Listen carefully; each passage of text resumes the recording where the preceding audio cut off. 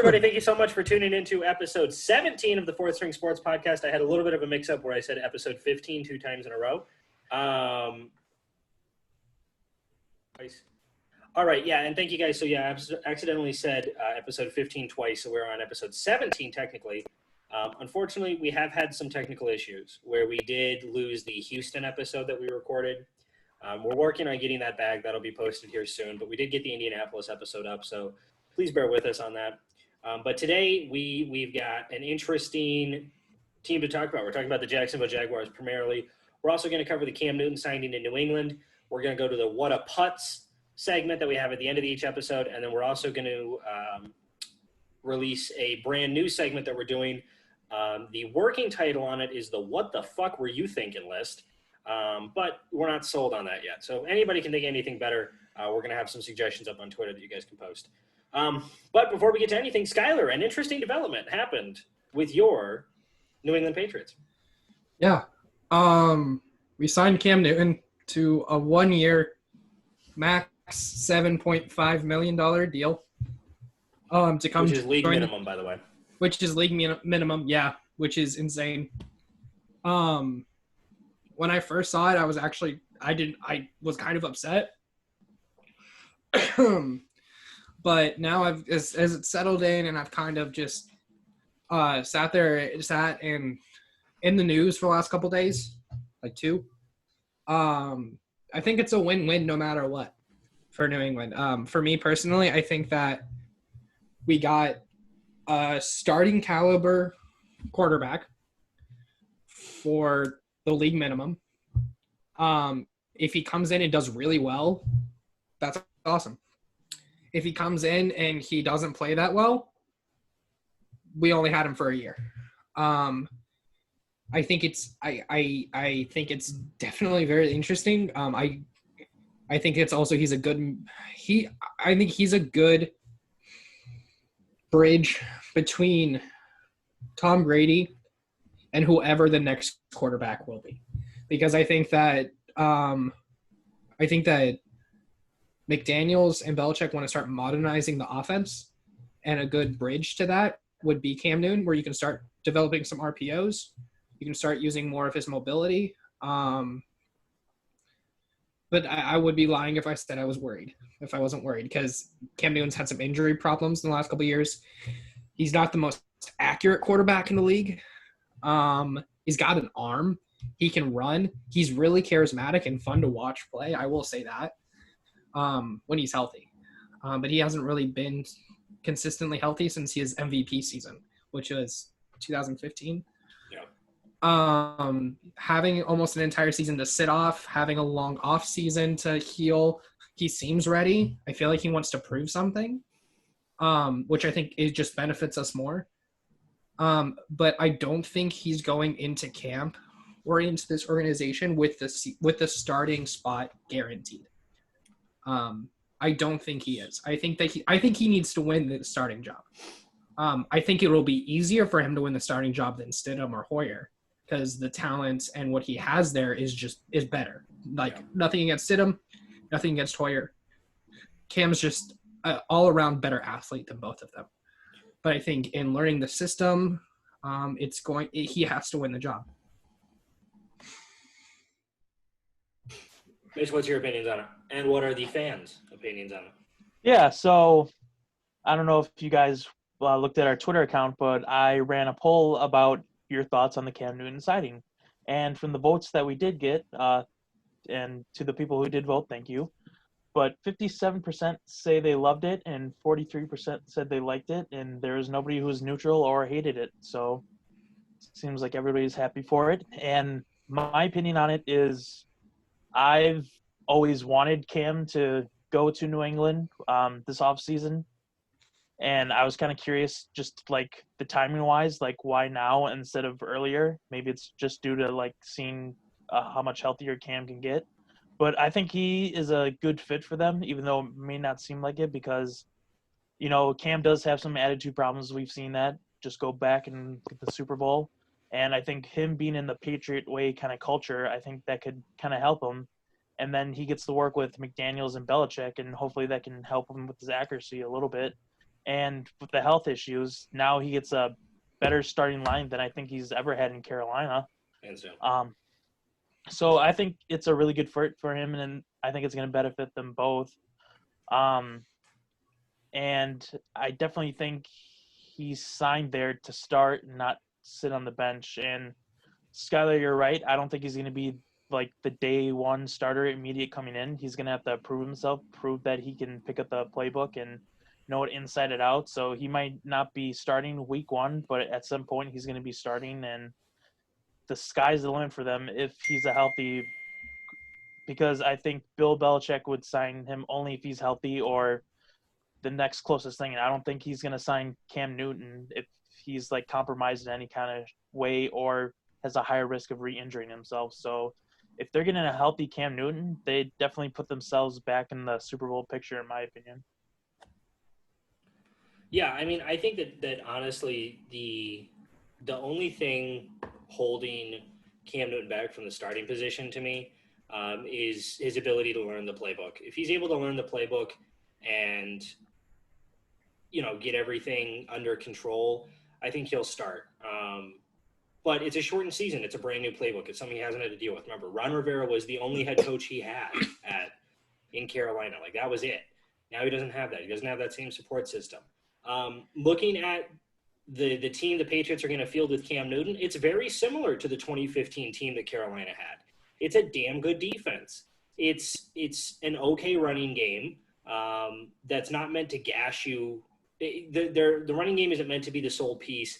The passing game isn't meant to be the sole piece. The defense is meant to be the sole piece. Like, that's how this Patriots team is built right now. It's pretty much a bunch of unproven no names and Julian Edelman at wide receiver.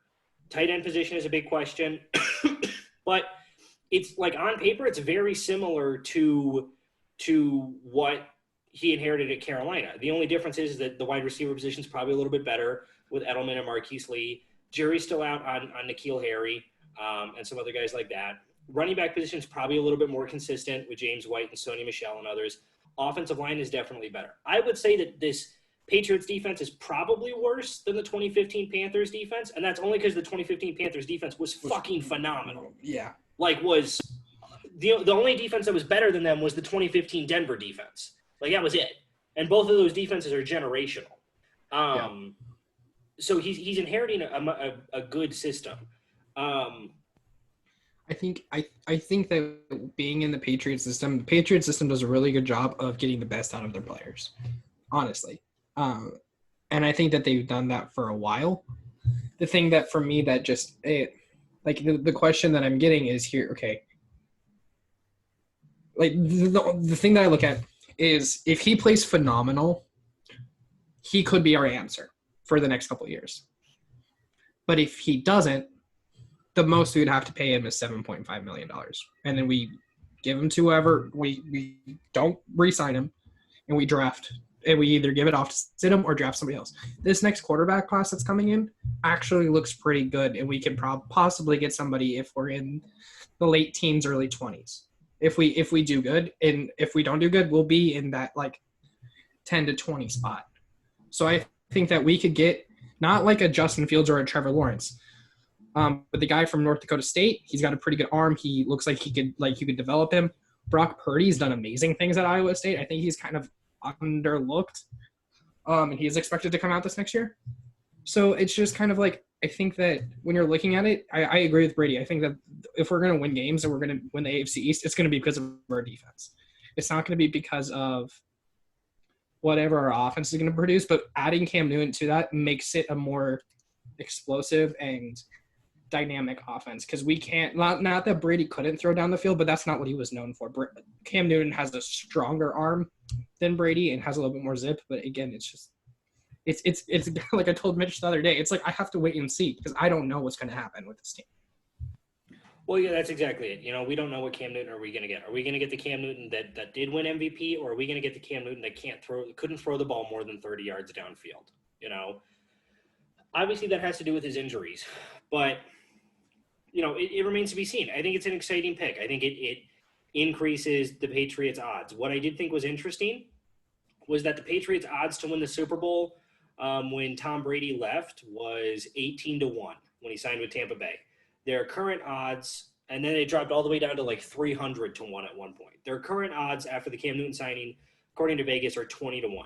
So Vegas bettors put New England with Cam Newton at about the same place they put New England when Tom Brady left. The only reason there was the huge dip was because New England didn't do anything. They didn't pick up any quarterbacks in free agency. They didn't draft any quarterbacks. So people dipped on them pretty hard. But with the Cam Newton signing, they're about to where the expectation for New England was. But anyway, we'll see how it works out. But it's interesting. It's going to be something that's going to affect our schedule predictions here. And we'll be able to keep an eye on it. We've got New England coming up in, I think, like 10 episodes or something like that. It's in a while. Yeah, a couple weeks. But we'll definitely talk about them. So now let's move on to a brand new segment that we are dropping. This segment is called What the Fuck Were You Thinking? List. What this segment is that one of us is going to pose a question to the other. Best players in NFL history, best stadiums to play at in college football, top 4 quarterbacks of all time, top 4 quarterbacks in 2025. Doesn't matter what the question is, as long as it's remotely sports related. We're doing this a little bit in inspiration to the Colin Cowherd segment that we had on the last episode where we ranked, our top 5 quarterbacks in terms of arm talent. But today I posed the question for the boys because we hinted at it a little bit. We've talked about college football quite a bit, but this is the first time we're going to actually have a segment, with the exception of the St. Thomas? St. Joe's? Oh, yeah. St. Whatever it was. St. Thomas. The St. Thomas thing.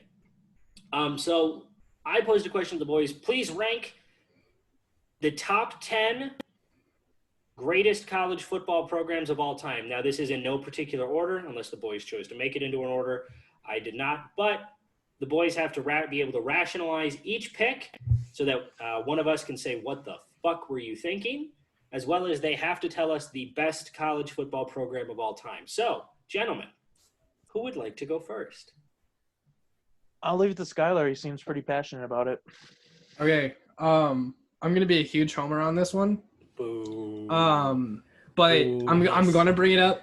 The best college football program, in my opinion, of all time. Hold on.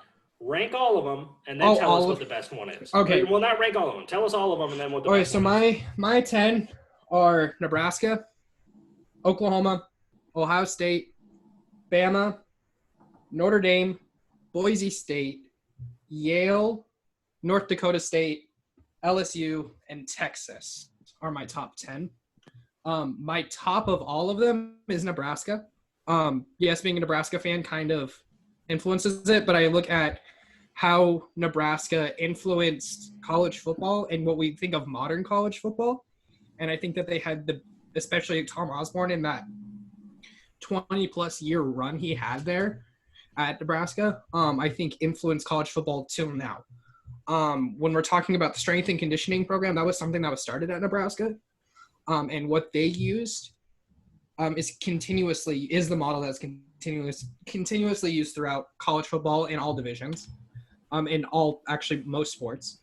Because before Nebraska had it, nobody really had a strength and conditioning program like that. When we're talking about nutrition, Nebraska also started getting nutrition plans for all their players, making sure they were eating healthy, eating the right kind of things, so that they were having the ideal body for what they needed to do.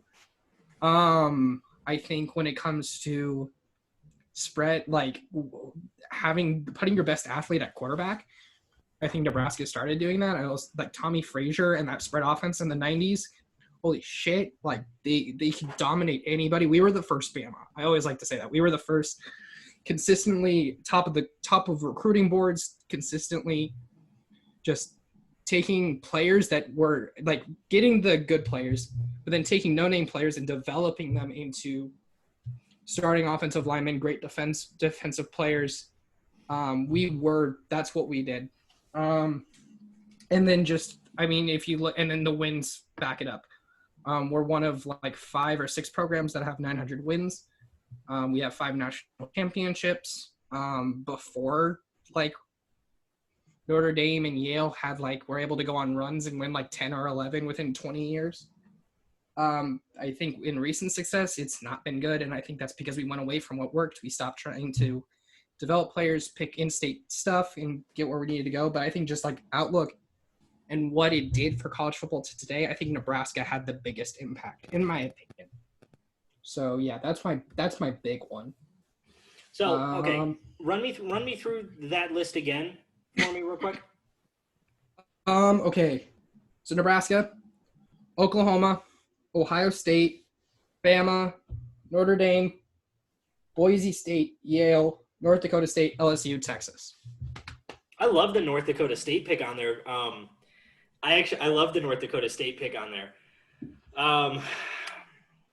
North. I mean, you know what I'm gonna say. You know what I'm gonna say. Yeah. Okay? What the fuck was I thinking? For me, all I did was just pose the question to you guys. You guys made the list. You guys made your own criteria based off of it. I can't put Nebraska as the greatest college football program of all time for the simple fact that since I blame Nebraska solely for the BCS system that existed. That's completely their fault. B, when was the last time Nebraska was in a New Year's Six bowl game? 2006 Cotton Bowl. Okay, so 14 seasons. That's far too large of a gap for me to rationalize greatest college football program of all time. Which is understandable.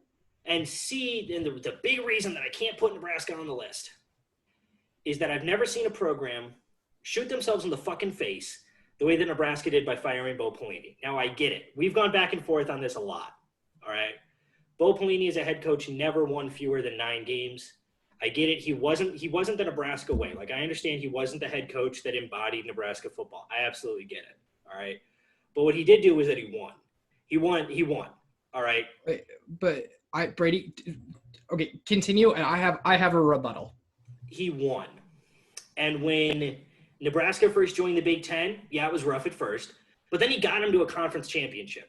And he didn't get him there by doing the Wisconsin way, where the year they lost to Wisconsin, remember, Wisconsin was 6-6 and was only in it because Ohio State was on a self-imposed postseason ban.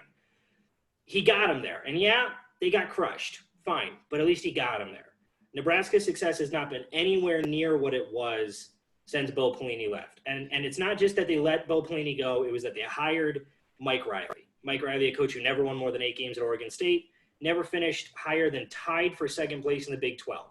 And I get the Scott Frost hiring, and the jury's still out on it, and we'll see how it goes. But I can't rationalize putting Nebraska as the greatest college football program of all time when there's a massive 15-year gap in recent memory. Which is understandable. If you're not a Nebraska fan, you don't know these things. So, but what I'm saying is that when you do know these things, it changes your outlook on how you look at modern college football and how much Nebraska had a part of it. The thing I do have to say, though, is that there was a massive correlation between Nebraska losing Bo Pelini and the rest of the Big Ten West getting better. There's a massive correlation between that, because I think that the teams that we could you used to go in and be like, okay, we can win this game. The Illinois, the Purdue's, the Northwesterns, those teams all got better in some way or another. Where it's the Big Ten West is beating itself up now. And Minnesota even. Minnesota, when Nebraska joined the Big Ten, Minnesota was a laughingstock. One of the last time where they were actually good. And now they could be posting back-to-back 10-win seasons for the first time in a long time. So I think that there's a correlation. I agree. Hiring Mike Riley was really fucking stupid. And I think that I am basing this solely on the effect Nebraska as a program had on the effect of modern college football right now. Because a lot of what you're seeing from modern college offenses, what you're seeing from modern college strength and conditioning programs, those kinds of things, you can directly tie a root back to Nebraska. Even Barry Alvarez, what he did at Wisconsin, what Wisconsin currently does is what Nebraska used to do. And that you can't look at me and tell me I'm wrong. Because I can't look at you and tell you that I can't. Because it's taking in-state talent, it's taking in-state talent and developing it. It's taking players that are like 6'4" and scrawny 250 pounders and turning them into 6'6", 300-pound all-conference offensive linemen. It's or defensive lineman. It's that next man up mentality where you have no idea who this person is, but they're still going to beat you to living shit. In Nebraska, that mentality, you can draw roots to some of the most successful programs in recent memory, and they somehow have a connection to Nebraska. So I am basing this yes, what has Nebraska done for college football lately? Not a lot, but how much of a part did it have to play in current college football? I think it had a massive part. That's why I say Nebraska's number one. I have an issue with you drawing a line from Barry Alvarez to Nebraska. I get it. I understand. I understand the rationale, but here's where I have an issue with it: is that if that were really, genuinely, and honestly the case, the situation where everything that he learned, excluding what he learned from Iowa and that fantastic head coach, who I can no longer remember what his name is right now, the guy who painted the locker room pink. You guys know who I'm talking about. Hayden Fry. Mm-hmm. Yep. Hayden Fry, what he learned there, what he learned with Tom Osborne, what he learned everywhere, made him the head coach and the athletic director that he was. What I would argue is that yes, he took a lot of that inspiration from what Tom Osborne did on the field. I will put Tom Osborne on the top 5 greatest college football coaches of all time, but I cannot put Nebraska on the list because while Barry Alvarez took that success and took it to Wisconsin, where Wisconsin's been in a bowl game every year since like 1994 or 2004, I think, and has only missed one fucking bowl season since then, Nebraska hasn't. So I understand. Like, I agree with you. I understand the rationale. I didn't know Nebraska created a strength and conditioning program. I didn't know all that stuff. So I respect the rationale and the history behind it. I just don't agree with it. So, which is part of it. Mitch, what do you think about this? Mitch, either what's your opinion or what's your list? I think my list can solve both. So let's do that. All right. So I decided to rank them in order from what I believe is, just because I thought it would just be a little bit easier for me. So starting at number 10, we got Nebraska. Number 9, we got Texas. 8 is LSU. 7 is Miami. 6 is Oklahoma. 5, Michigan. 4, Ohio State. 3, Notre Dame. 2, USC. And then number 1, and I think is the best college football program, is Alabama. And why I think Alabama is the best is because they're one of the few teams, like Skylar has said with Nebraska, that has over 900 wins. They have an NCAA record, 71 postseason bowl appearances, 9 perfect seasons, a winning record against every team that has been in the SEC. They have the 7th largest stadium in the USA. They have they've had 2 head coaches who you can arguably say is the GOAT of college football, and Paul Bear Bryant and Nick Saban. They've had 135 All-Americans, 24 members in the College Football Hall of Fame, and 8 NFL Hall of Famers, and they have 76 current NFL players. And another thing that was key for me, that Alabama's at number 1 and a program like Nebraska is lower on the list, is consistency. Because since the inception of the Alabama program to modern day, they've been good. Of course, they did have that little bit of a drought, but they were able to get out of it and have the success that they've had with Nick Saban. And that was such a huge role for me. And I just think that the brand of Alabama is pretty big. And when you say college football, I think it's, one of the first teams that you think about. And that's why I have to go with the Roll Tide being number 1.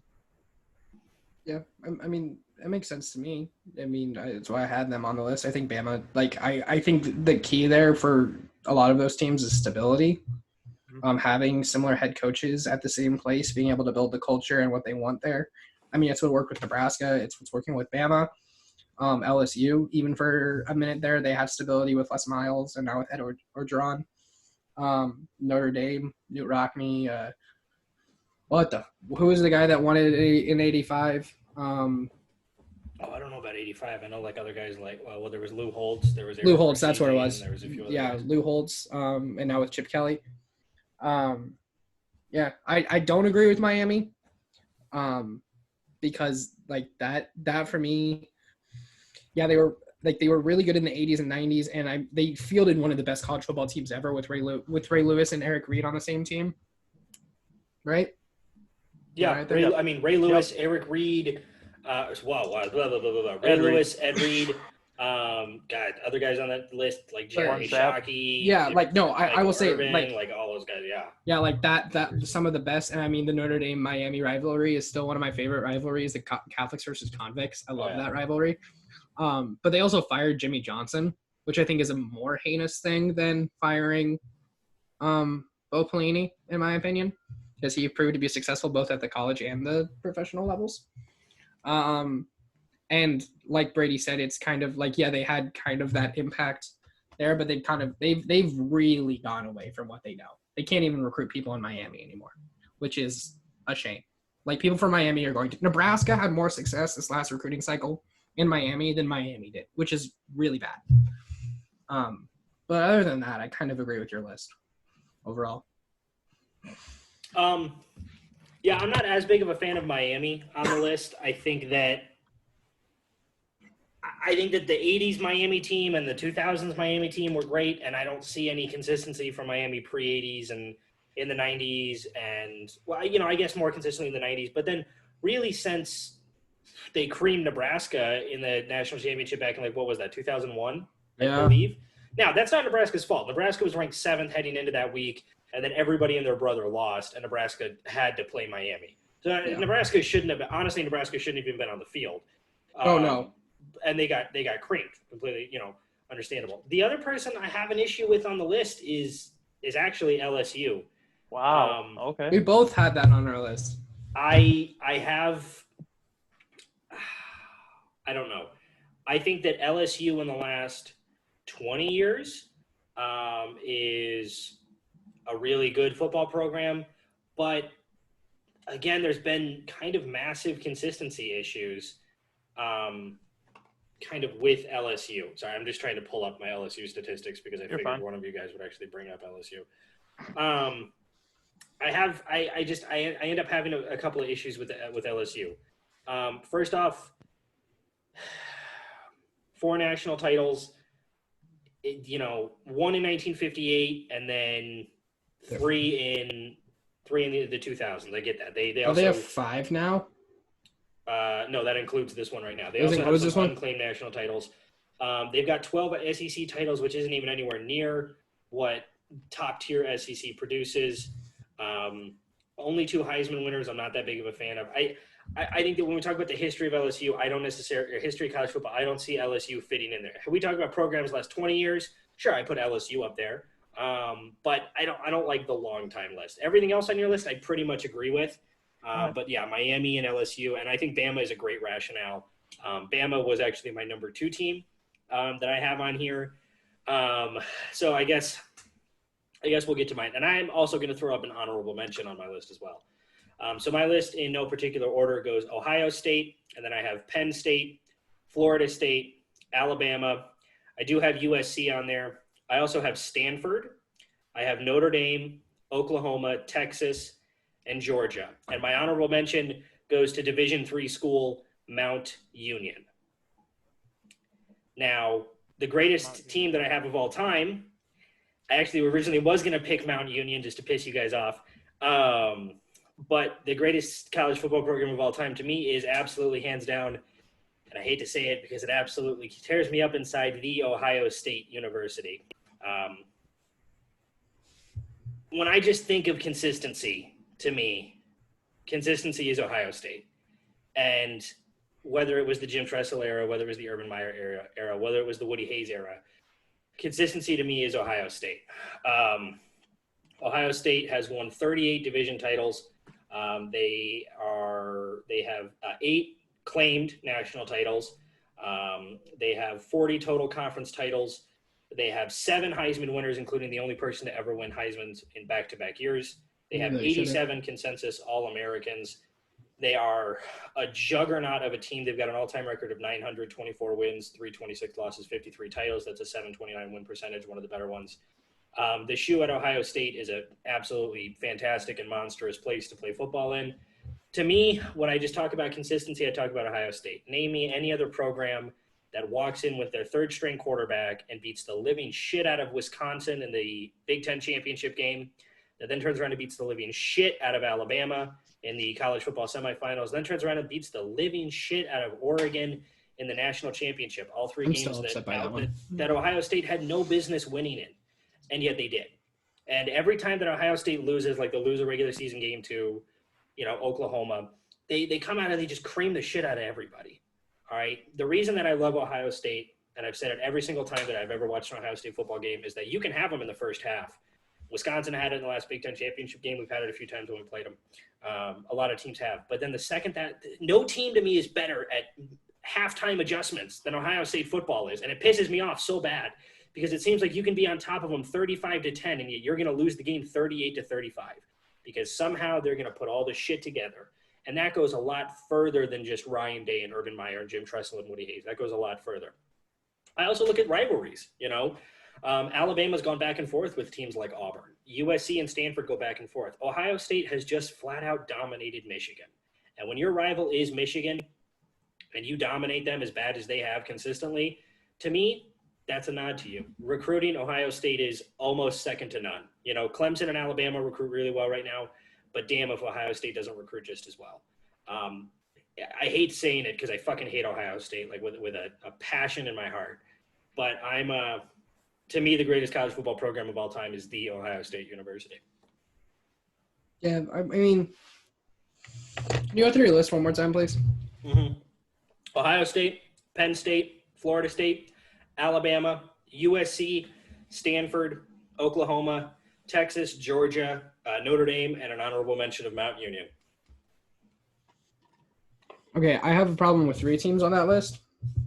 Georgia, Penn State, Penn State, Florida State, and Georgia. It's not because they're not good teams and they haven't been good historically. I still think the Joe Paterno era is what Joe Paterno did for Penn State is one of the greatest things ever. And the fact that he let what happened with Sandusky happen scars his legacy forever, and it rightfully so. Which is why they're left off my list, honestly. Is that and then also the horrible decision to hire Bill O'Brien. Florida State, I mean, I'm going to use kind of a similar argument that you had with Nebraska. Like, well, actually, no, I'm not. The administration of Florida State doesn't seem to know what the fuck they're doing, and they've really gone away from what they're trying to do, and they're not even trying to attempt to go back to what they were doing. Like, whereas Nebraska and some of these other teams, like USC's trying. I still can't give it to them because they've also gone away from what they did. Mm-hmm. Texas is trying. They barely made my list because of like Vince Young and some of the teams they put up there. Yeah. But Florida State, it just like since Jameis Winston's left and having Jameis Winston on that team and letting him get away with some of the things that he got away with also, it's kind of like I think I valued culture a lot more on my list. And then Georgia, how many national titles does Georgia have? 2. Yeah, I like that's hard for me to put on that list because I can't think like Georgia's fielded some really good teams, especially recently. I really love what they do. I root for them every time. I want them to win the West, just so Bama doesn't. Or the East. Yeah, no, never mind. Yeah, they play in the East. Yeah. Yeah, never mind. Forget what I said. I like Georgia more in the SEC than Bama, but that's like some recency bias. But I don't. What the fuck, man? Why are they on the list? I put Georgia. Georgia was the one that like I hinted at that they're going to be a struggle for me to defend. I called the Georgia Bulldogs the Minnesota Vikings of the SEC because they always have to play. Like when you think of SEC football, Georgia's not the first team that comes to mind. It's Bama and it's Auburn and it's LSU and it's Florida and it's all those other teams. It's just, to me, Georgia's done it consistently. Georgia has 830 wins as a program, and nobody really talks about that. Penn State has 898. Florida State has – hold on, I just had it pulled up here. Florida State has 557, but their program hasn't been around nearly as long as some of the other ones. Georgia's a little bit of a legacy just because of a guy by the name of Herschel Walker. Completely understand it. Georgia does have 2 claimed national titles. They have 4 that are considered unclaimed. Georgia, to me, they're the team that can't catch a fucking break. All right. They're the team that has a false start penalty called against them. Tua Tagovailoa throws a touchdown in overtime to win a national championship that Georgia should have won. They're a team that a couple years before that ends up a half yard short of beating Alabama in the SEC championship game to then go to a national title that they probably would have won in that game. To me, Georgia is just a mark of consistency. And unfortunately, when you have to play in the SEC and you have to play against what were former juggernaut, powerhouse programs like Tennessee and like Florida and stuff, you struggle and you don't get the recognition. Like Georgia's just consistently like 9-3. They're just always right there, but they drop a couple games that they shouldn't. So Georgia for me is a little bit more of a recent all-time thing, but I think that the history is there for Georgia. With my other two picks with Florida and Penn State, Florida State and Penn State. I put Florida State on there because Florida State, they've got 3 for sure national titles. They in reality should have 8, but because of prior bullshits with coaches polls and media polls and all shit like that, they have 5 considered unclaimed national titles in 80, 87, 92, 94, and 96. They've got Florida State dominated the ACC before Clemson rolled around. And yeah, Florida State hit a little bit of an issue. But when we talk about Florida State, man, we talk about greats like Deion Sanders. Mm-hmm.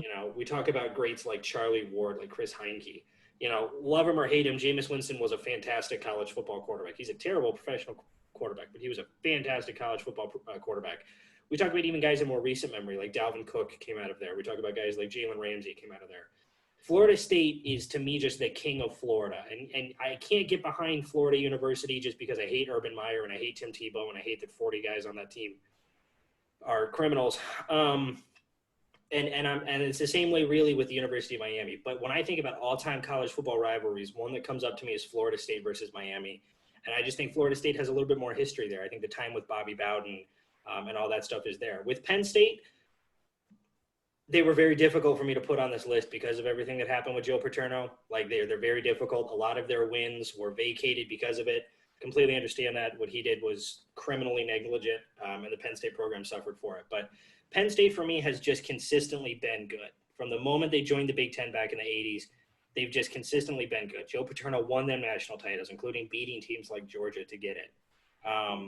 They're a team that hasn't produced Heisman winners, but they've produced really good, consistent players. I like what Penn State brings to the table. I think that they're an all-time great program that nobody really talks about because in a similar way to Georgia, they have to play around all-time great programs like Michigan and like Ohio State, So they end up being a little bit forgotten. But that's my list. I'm going to defend it to the day that I die. I do want to give a shout out to Mount Union though, because like when you talk about greatest college football programs of all time, man, Mount Union is right there. They actually have a higher winning percentage than a lot of other teams. They have 13 claimed national titles. They've got 30 conference titles from the time they joined their conference in 1980. So think about that for a moment.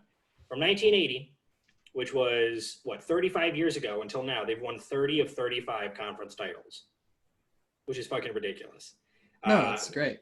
Fantastic football players like Pierre Garçon came out of Mount Union. Mount Union was the team that I was meaning to talk about when we talked about the St. Thomas thing, but I got them confused. Mount Union is a team that just year in and year out plays for a D3 national title. They've got 31 playoff appearances in D3 football. Their all-time playoff record is 101 wins to 18 losses in playoffs, which is astounding. So they're an honorable mention I have to put on the list because when you talk about college football, you got to talk about all 3 phases. But yeah, that's my list. I'm going to defend it to the day that I fucking die. So is the only reason Nebraska is not on your list is because recently they haven't been consistently good? Pretty much. I mean, honestly, if we honestly go best college football programs pre-2000, yeah, Nebraska is right on that list. And they're probably on that list ahead of teams like Stanford, Yeah, why the fuck's Stanford on your list? John Elway, Andrew Luck. Okay, just because of those 2 players? No, like that's the only reason. Stanford's always been a really great football program. Okay, but like we're talking about. Hold on, I gotta get my Stanford notes. Okay, but I'm talking about the dominance that was Nebraska football for 30 years. Yeah. 70s, 80s, and 90s, going to a championship game in 4 straight decades, 70s, 80s, 90s, and 2000s. Yeah. And you're not gonna put them on the list. No. I'm not. I'm not even. You don't even have. Not even. Okay, so. I'm just glad neither one of you put Wisconsin on your list. That's where I have to say. You can't rationalize. Because and I'll say 5 national championships. We're talking about all-time academic All-Americans. We're talking about the longest sellout streak. Like, talk about loyal fucking fans, Nebraska fans. Longest sellout streak in FBS history. Packers do better. Well, that's because there's nothing else to fucking do in Nebraska, Skyler. What? Okay, well, what the fuck are you going to do on a Saturday? Go cow tipping? Like, what the fuck? Shoot pod racers. Fucking the whole thing is that on game day, Memorial Stadium's the 3rd largest fucking city in the state of Nebraska. Just the fucking stadium is. There's nothing else to do. Okay, but you don't look at like Idaho and the Dakotas and Kansas, and they don't have that shit. Okay, Nebraska. It's only Nebraska. Okay, so back off. If you're gonna look at all the small states with all the small schools that don't have a professional fucking team, fan bases, Nebraska is the most loyal. There are 4 teams on your list that shouldn't be on that list, and you know it, and you're just doing it to piss us off. I'm surprised nobody went after Boise State or Yale on mine. No, because Yale was damn good for a long time, and you can't count Ivy League because they don't play D1. Boise State has just been consistently good for the last 20 years. Boise State, I wouldn't put on the list pre-2000, but I'd put them on the list now. I can't count Yale? No, you can count Yale. I just say you can't count against Yale that they play Ivy League. Okay. Well, yeah. Even though Harvard's better now, but, you know. No. Mitch, what's your opinions on my list? I haven't heard from you at all. One, I couldn't put Penn State just because of the Sandusky scandal. I think you would have a similar situation if, like, Baylor was, like, a top-tier team, and you would probably discredit them for the rape scandal. Fair. And then question about the Mount Union. I might be mixing up my D3 teams, but weren't they the football team that just had to vacate their title 2 years ago? No, not that from 2 years ago that they played Oshkosh against? No, that was Mary Hardin Baylor. Ah, there we go. That's what I'm thinking. All right. Then I'm fine with Mount Union then. We can count D3. That's fine. And then I was a little skeptical about Florida State, but I think you talked me into it, like keeping it on your list, so I'm fine with that. Yeah, I mean, and you know, I'll go back to my Stanford thing. Is that Stanford maybe as a whole entire career, points aren't there, but you could argue about that with really any team. I think the exception to that in terms of all-time programs would just end up being Alabama and Ohio State, right? Those are the only 2 major exceptions. But when you talk about when you talk about Pacific Coast football, it was for the longest time it was USC, it was Stanford, and it was Cal, and then Cal completely fell the fuck apart. But Stanford still promoted something that I think goes along the lines of what Nebraska promoted, which is a culture. Like, you have to be a damn good student to get into Stanford. But that doesn't mean you can't be a damn good football player. You know, yeah. Richard Sherman, Andrew Luck, Christian McCaffrey, just in recent memory. Okay. Well, no, I'll get John Elway. You know, I understand all that. So no, I understand. Like, Stanford was again Stanford was a gut pick. All right. There's tons of programs we could have listed on all that. I could have talked about Michigan. I could have talked about Florida. I could have talked about screw Florida. You know, a bunch of other teams. The only thing Stanford was just a gut pick. It was a rationalization. The only thing that makes me mad about Nebraska is that it has a lot of the criteria you've been saying, except for it hasn't won 9+ games in the last 5 years. No, it's that they haven't played in a BCS bowl game since 2006. All the teams that I've mentioned have played in a BCS bowl game since 2006. Okay. They've had recent success. And part of this, because none of us are over the age of 22, part of this has to go to the fact that, you know, I've only lived long enough to see Nebraska not have success. You know, while I can understand what they did in the early 90s, what they did in the 70s and stuff, I also have to view it as what I've personally experienced. And what I've personally experienced is I've seen Florida State win a national championship. I've seen Penn State win Rose Bowl games and play a fantastic Rose Bowl game.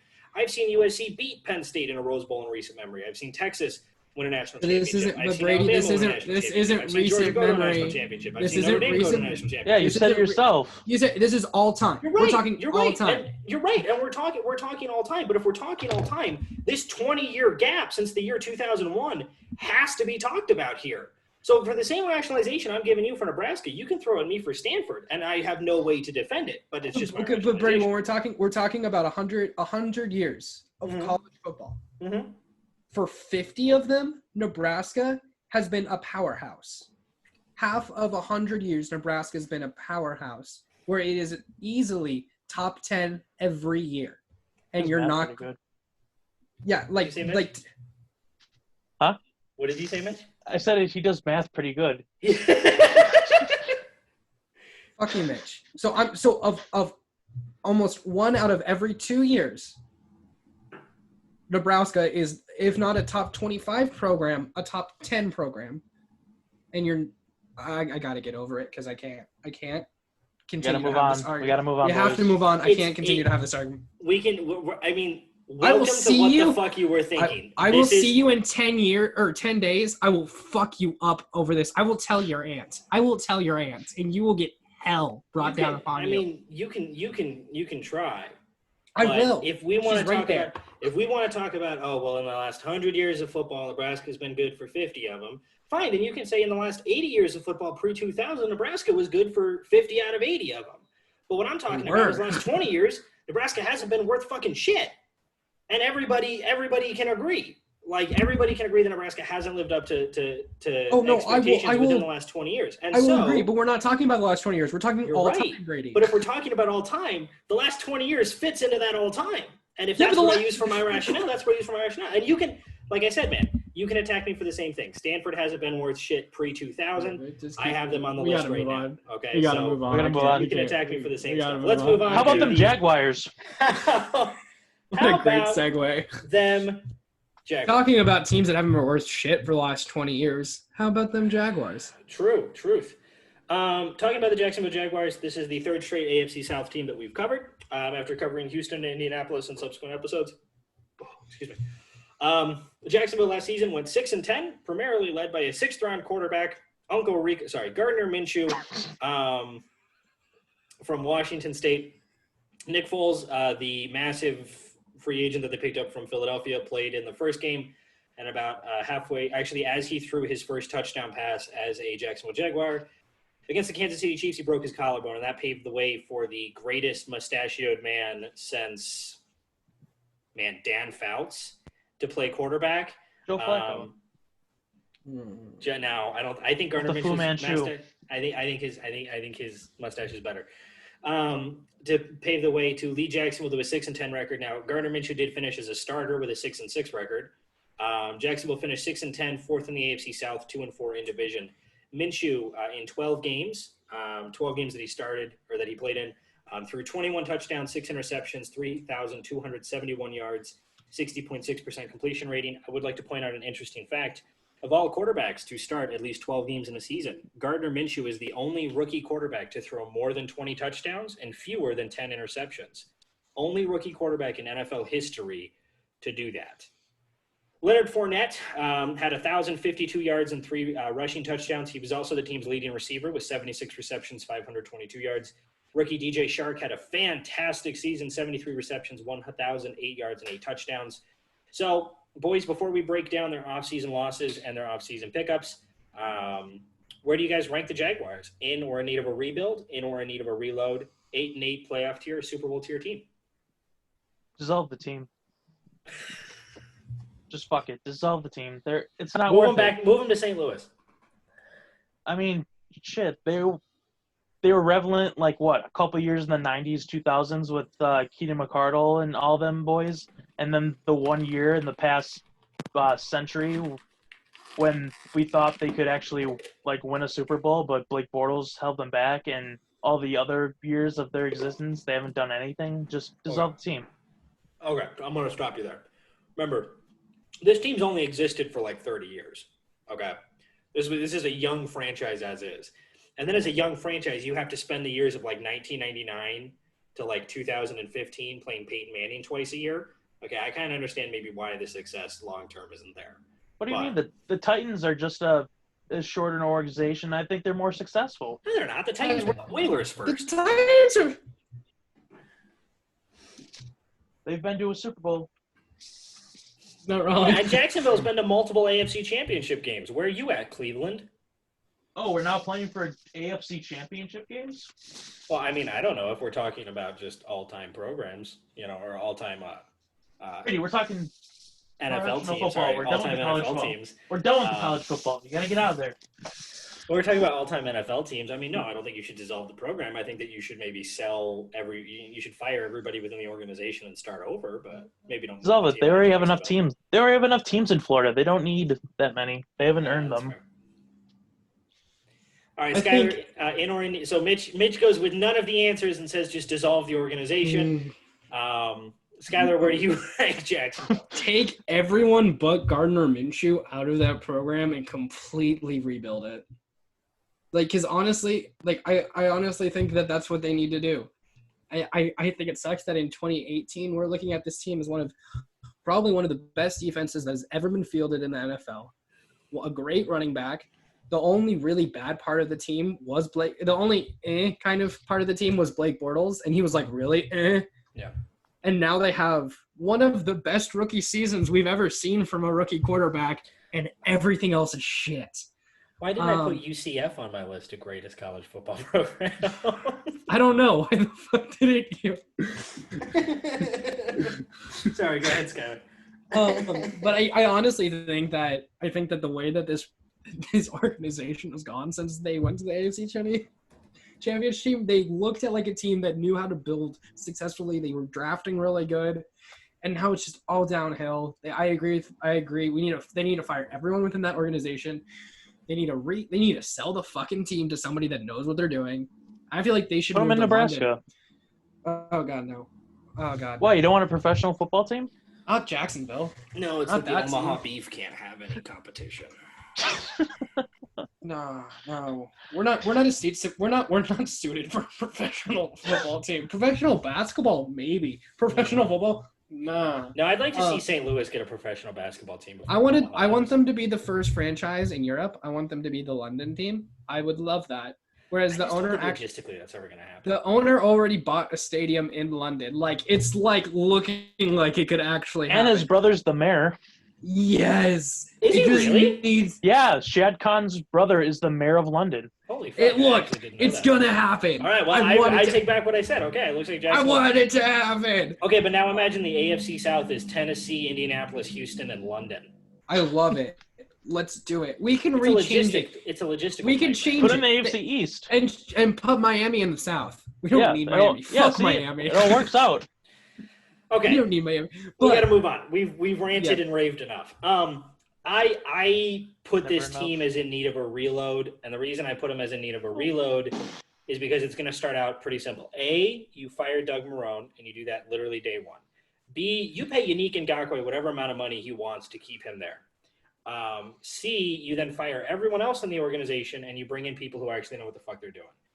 Jacksonville has made some really great moves that don't get talked about enough, but Jacksonville unfortunately had years where they drafted guys like Blake Bortles and Justin Blackmon and Luke Jokel, and I think those were all in subsequent drafts. The worst thing Jacksonville could have done was bringing Tom Coughlin back. That was miserable. They went from a 10-6 team who played in the AFC Championship game to bringing Tom Coughlin in as the VP, dictator, whatever of the Jacksonville Jaguars, and then all of a sudden, Yannick Ngakoue wanted out, Jalen Ramsey wanted out, AJ Boye wanted out, Calais Campbell didn't want to be there anymore, and you lose the whole team because, unfortunately, Tom Coughlin doesn't know how to talk to players in the modern NFL. And you can even go back to his days at the Giants, and that was a similar issue as well. I like a lot of the individual pieces that Jacksonville has. I like Josh Allen. I like Yannick Ngakoue. I like Gardner Minshew. I like DJ Shark. I also like some of the guys that they brought in. I like Leonard Fournette. I think he showed a great versatility. The dude had 76 catches last season. Like, that's 76 receptions for a halfback is pretty good. Like, those are fantastic numbers there. He was the team's leading receiver as well as their leading rusher. His touchdowns aren't there. The offensive line needs a lot of help. The defensive line now with the loss of Calais Campbell needs a lot of help. But I like what Jacksonville's done. And I think that Jacksonville's maybe putting the money away in order to do some really interesting things. But it's got to start with literally firing Doug Marrone and hiring anybody else to be the head coach. Just hire like the best Madden player in the NFL to be the head coach, and I guarantee you that they go better than 6-10 next season. But let's move into some of their losses. Now, Jacksonville had a very busy offseason in terms of trading. During the season, they traded Jalen Ramsey to the Rams in exchange for 2 first-round picks. Then in the offseason, they traded Nick Foles to the Bears. They traded A.J. Boye to the Broncos, and they traded Calais Campbell to the Ravens. Foles, again, only played in 4 games last season, 736 yards, 3 touchdowns, 2 interceptions. Calais Campbell had 56 tackles, 6.5 sacks, 2 forced fumbles, and a fumble recovery. The other big loss, A.J. Boye, went to Denver, 65 tackles, 8 passes defense, 1 interception. So what do you guys make of Jacksonville's free agent and trade losses? Jeez, I mean, the losses, it made their defense, like, I'm not even going to say a shell of themselves, but, like, it's just the remaining ashes of what that defense used to be. I mean, you said they lost Jalen Ramsey, Calais Campbell, A.J. Boye, Marcel Darius, and what do you have left? I mean, Miles Jack. That's about it. Yeah, you got Miles Jack, and your best pass rusher wants out, and I don't think he's going to settle for any number you give him now. It's too late. The damage is done. Marquise Lee, I think, was an underrated receiver for him, and I think the Patriots are going to benefit from that. Nick Foles was a wash. We never really got to see what he could really do. And then just a bunch of other guys they lost. They're just kind of eh. And then for their gains, Tyler Eifert is interesting. Obviously, health is the biggest factor because when he's healthy, he's one of the better tight ends in the league. But that's it. He can't get healthy. So that's kind of a question mark for me. And then they brought in some really nice depth, solid guys like Al Woods, Rashawn Melvin, Rodney Gunter, and Casey Marsh. And then Joe Schobert's probably their best signing. I mean, he's going to form a nice tandem with Miles Jack at the linebacker position, and hopefully that'll make their defense a little bit more tolerable. Mitch, did you just forget how we do the show? We go through the losses, and then we all grade them, and then we go through the gains, and we all grade them. I thought you said you just hop, jumped, and skipped through it all right, and just did your own thing. And all right, this is now the Mitch Collins podcast with fellow hosts, fellow, whipping boys on the show here. So, whatever. Sorry, I thought you asked for both. No. I thought you said talk about the losses and talk about the people they got. No, I think you just got upset that me and Skylar talked a lot during college football and felt like you needed your airtime. Because I snorted. So, all right. So, Skylar, now that you're done cackling, what do you make of their free agent losses? I think it's just proof of what I thought. You know what? You can do gains too. You can just go through the gains too. We've already missed it, so just go through it both. Sounds good. I think that losing A.J. Boye and Jalen Ramsey, while they did get some draft capital out of it, I still think they should have kept one of them, in my opinion. Because they were good defensive backs, and I think they still needed them because you saw it throughout the later part of the year where they were getting fucking toasted on the back end. I agree. I think that the fact that they developed a culture where their entire defense was like, fuck it, I'm out, except for Miles Jack, is really bad because Miles Jack's a really good player. He's got some temperament issues. But other than that, he's pretty good. I agree. I just went back and watched like the first 10 minutes of their opener against Kansas City. Mm-hmm. Nick Foles actually looked pretty good. He looked pretty good. The touchdown pass he threw where he got injured was a great throw. Like, it was placed exactly where it needed to be.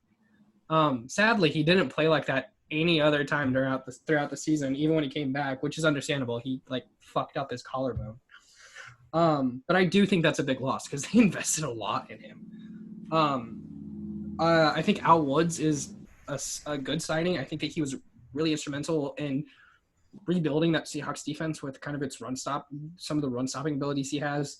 I agree that Tyler Eifert's an interesting pick. He's back with the offensive coordinator that he worked with in Cincinnati. I think that it gives Gardner Minshew some kind of weapon to throw to if he's healthy. Joe Schobert, I agree. I think him working in the linebacker position will be pretty interesting. But none of it's like, yay. It's like this team is building to fail. And it makes me really sad because I really like watching Jacksonville. I loved watching Jacksonville play in 2018. I loved watching how explosive and cocky their defense was. They were like, we're young and we're going to get in your face and we're going to disrupt you. And you can't do anything about it. I loved that. It made me even feel even better when the Patriots beat them. but it's just like I loved that team, and the fact that it's not even close to that team anymore makes me really, really sad. And I feel like they need to try to get that back, but they can't with Doug Marrone there, and they can't with Tom Coughlin there. Well, but Coughlin, yeah, I think Coughlin got fired, didn't he? Yeah, Coughlin's gone. yeah. Yeah, he's gone now. So they can try, but Doug Marrone ain't gonna do shit. So yeah, their off season's like a big fat F for me because they really didn't do like they tried, but it was like, look, we're trying when they really didn't. In my opinion, at least. I don't know about everybody else. Yeah, I mean, off-season losses were big. Like we talked about Tennessee trading Jarrell Casey for a 7th, and that was being like Stupid. ridiculous. Jacksonville trading Calais Campbell for a 5th-round pick, like Calais fucking Campbell for to the best team in the AFC. Just makes absolutely no sense. He was easily worth probably a 2nd-round pick, easily. Jacksonville getting 2 first-round picks out of the Rams. Man, it's like watching the Khalil Mack trade all over again. And you saw how it's going to negatively affect the Rams because they didn't have a 1st-round pick and they couldn't help the offensive line. And then they're not going to have a 1st-round pick next year and they're not going to be able to help their offensive line. So yeah, cool. They got a great corner that they have to pay a bunch of money to, but everything else has fallen apart. The AJ Bouye trade, I understand his play took a sharp decrease this season. They got some good value out of him. I don't like that they got a better draft pick out of AJ Bouye than Calais Campbell. I don't really understand that. So the losses hurt.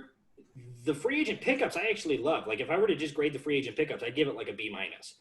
I like Tyler Eifert if he's completely healthy, and that is a massive if because unfortunately that guy has been injured by some of the freakiest injuries I've ever seen. I mean, he's got a few busted arms. He shattered his ankle against the Saints. Like that was one of the gruesomest plays I've ever seen in my life. But if he's healthy, he's a huge weapon. Joe Schobert is a great linebacker. This guy had 133 tackles, 2 sacks, 2 forced fumbles, a fumble recovery, a career high 4 interceptions, and 9 passes defensed. He does a great job he's a really great pass defending linebacker, which is astonishing because when he was at Wisconsin, he was primarily just a rush the passer player.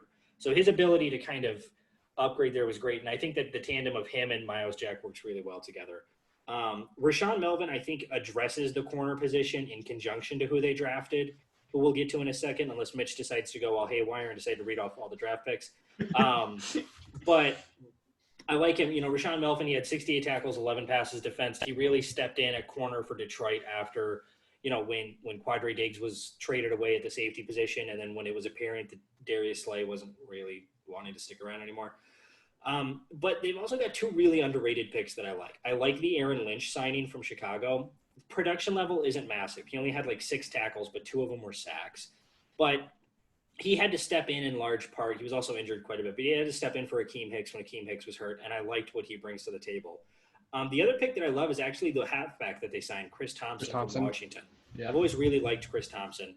He had 37 carries, 138 yards as a halfback, but he had 42 receptions, 378 yards as well. If they can get it to where he's catching the ball out of the backfield and they're allowing Leonard Fournette to just run, A, it'll keep Leonard Fournette healthy, which is something he struggled with, and B, it just opens up another weapon. I hate the draft. I hate the losses that they had. I kind of love some of the pickups. So let's move into their draft.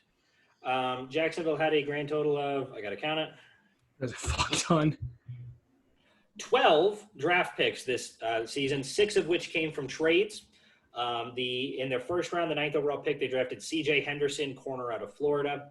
The first round pick, which was the 20th overall pick, they got as part of the Jalen Ramsey trade. They drafted Clavon Chason. There you go. Edge rusher out of LSU. In the second round, they picked Laviska Shenault, wide receiver out of Colorado. The third round, they go Devon Hamilton, defensive lineman out of Ohio State. Fourth round, they go Ben Barch, offensive tackle out of St. John's D3 school. Then in the fourth round, as part of the AJ Bouye trade, they draft Josiah Scott, corner out of Michigan State. Then in the fourth round, as part of the Nick Foles trade to Chicago, they draft Shaquille Quarterman, linebacker out of Miami. Fifth round, as part of the Calais Campbell trade, they go Daniel Thomas, safety out of Auburn. Other fifth round pick at 165. As part of the Dante Fowler trade, they pick up Colin Johnson, wide receiver out of Texas. And then at their sixth round pick, they go Jake Luton, quarterback out of Oregon State. Pick number 206 as part of the John Ursura trade with Seattle. They pick up Tyler Davis, tight end out of Georgia Tech, and in the 7th round they go Chris Claybrooks, corner out of Memphis. So how do you guys grade their draft? I like the C.J. Henderson pick. I'm a little skeptical just because he's from Florida, and Florida cornerbacks recently have not panned out. So I'm interested to see if he can be the outlier and succeed. If he can live up to his hype, I think it'll definitely help make up for the losses of Jalen Ramsey and A.J. Boye. Kalevan Chisan from LSU. I mean, the guy is really only a 1 or 2 year starter, so I'm interested to see if he can keep that up or if it was just a flash in the pan in a great defense. But if he lives up to what people are saying, he could be either a good partner for Ngakwe or he can replace him. So they cover their butts there. Laviska Shenault is a very versatile wide receiver. If Jay Gruden's their offensive coordinator, right? Yes. Okay. No. So I think he's a quality coach. I think Bill Lazar or Lazar is their offensive coordinator. I don't remember. okay, so whoever's their OC is, hopefully they're smart enough to know how to use him properly, because if they can unlock his potential, he'll be a really, really good weapon for that offense and really help them out. Devon Hamilton, nice depth for the defensive line, which they desperately need. Ben Barch, I'm interested in to see if he can make the jump from D3 to NFL. But I've heard great things about him, and he's definitely going to be a player to watch for the Jaguars. Josiah Scott, just a depth guy to me. Shaq Quarterman, a guy that I've loved. I think he's a really good linebacker for the U. I'm just interested to see how he makes that transition to the NFL. If he's just going to be a backup or if he can be a quality starter. Daniel Thomas, just another depth guy to me. He doesn't really stand out to me. Colin Johnson, I think he could be a really good option for them. I don't think he's capable of being that number 1 or number 2 guy, but he can definitely be a solid number 3, number 4 guy. So they desperately need weapons, and I think he can fill that role. Jake Luton, I don't know. I think they just drafted him to have a backup. I mean, he's no Connor Blount. And then the last 2 picks are just kind of whatever. So overall, I would probably have to give this draft a B+. Really? That's Yes. a lot higher than I thought you were going to say. Okay. All right, Skylar. I'll start with my grade. I'll go with a C, just in general. Because some of their early picks, their first round picks specifically, I think they could have gotten better players. I think C.J. Henderson and Kalavion Chason are good players. But I think that there were some better players there that they could have used to solve some other issues. Getting some O-line picks there, especially because not a lot of O-line have been taken off the board at 9. They could have done something. I think that they could have got in McQueen at 20, which would have been a lot better. Even Murray would have been better. McQueen did go to LSU, by the way. Murray went to Oklahoma. Brady, you said that McQueen went to Oklahoma. Who's McQueen? Patrick McQueen. Patrick Queen? Okay. Yeah. Patrick Queen. Sorry. Queen. Okay. I said McQueen. Yeah. Laviska Shenault, I think is a good pick. He gives him another weapon. But I agree with Mitch. I think the OC needs to figure out how to use him. Nebraska was able to shut him down with DiCaprio Boodle. So I don't know if he's the best on one-on-one man coverage. Maybe a little bit better in the zone, at least from what I saw. He's quick, so that helps.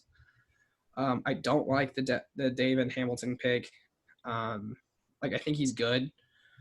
But he's not the best run stopper, and he doesn't have the best pass rushing moves. So I think that he's definitely a depth, and he's a depth, and they need to work with him. They need to condition him to work in the NFL. He's got the right size, but he needs to get some more of that technique down. Ben Barch, I think is a really good pick. Honestly, he has all the technique, but like jumping from D3 to NFL, there's a huge competition jump up there.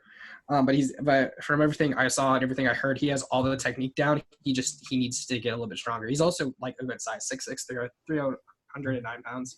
That's pretty good. Josiah Scott, he looks like a really good nickel back to me. But I don't think he has what it takes, especially because he's 5'9". I don't know if he can play with the wide receivers at the edge. He could really work as like a slot or nickel back, but other than that, I don't know. And Jake Luton, the quarterback they drafted, I think he did a really good job not turning over the ball. He could get the ball where he needed to go, but he didn't have the best pocket presence in my opinion. I think another development player, but the rest of them are like depth or development, in my opinion. So I think like FC, good players. They got some good players, but not at the places they should have, in my opinion. Yeah, I give this grade a C+ for a few reasons. Skyler, I completely agree with you. You know, when C.J. Henderson was drafted at 9, and C.J. Henderson wasn't even the best corner in this, available at that point, in my opinion. I have some issues with C.J. Henderson, 33 tackles, 1 sack, 11 passes defense last season. But when he was available, Jedrick Wills, who was probably the best tackle available in the whole draft, he was available. Mekhi Becton from Louisville, offensive tackle, he was available. Tristan Wirfs from Iowa, he was available. Cesar Ruiz was available. Cesar Ruiz was even available when Jacksonville picked Cleavon. Like, Austin Jackson was available. So many other offensive linemen were available that seriously could have helped this Jacksonville team, because Jacksonville was basically picking guys up from the streets to have them play on the offensive line. Yeah. And all of that was available. I like the Cleavon Chaseon pick.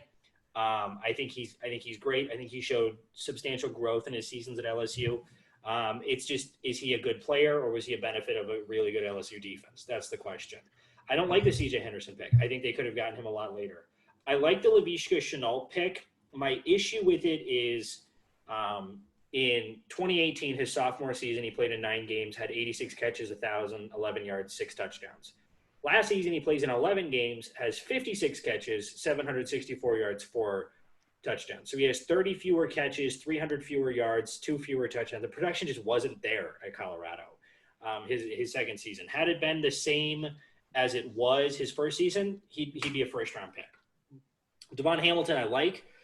He had 6 sacks, 28 total tackles. He was a benefit of playing with guys like Chase Young. I do like the Ben Barch pick. Ben Barch, this guy that said he's 6'6", 309 pounds. Another D3 player who played a season. Now, Ben Barch didn't play a season in D1, but another D3 player who went up to the D1 level and got a first-round pick, Ryan Ramczyk from Wisconsin, who sits at 6'6", 313 pounds.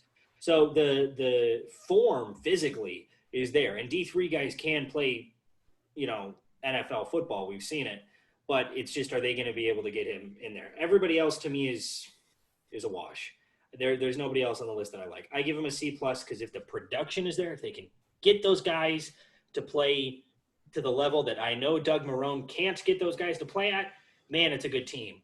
But because it's Doug Marrone, because there's a lot of picks that they could have done a lot better, I can only give it a C+. So let's move on to their season. We've talked about Jacksonville a couple of times. We've talked about them 4 times in the last 2 episodes alone. But we've talked about them in regards to, the Cincinnati episode, the Houston episode, the Detroit episode, all the NFC North teams we've covered so far. So go back, listen to all those. But week 1, they host Indianapolis.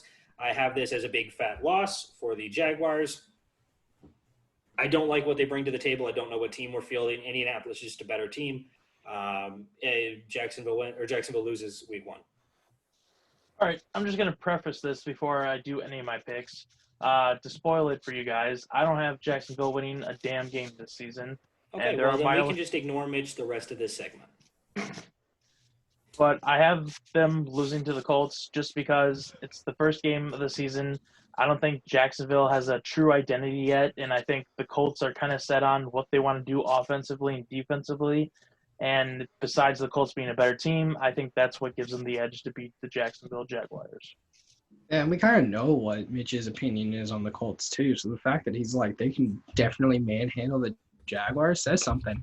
I think I have to agree, though. I think the Colts' defense is just is so good, and is just going to tear apart the off the street offensive line that they field.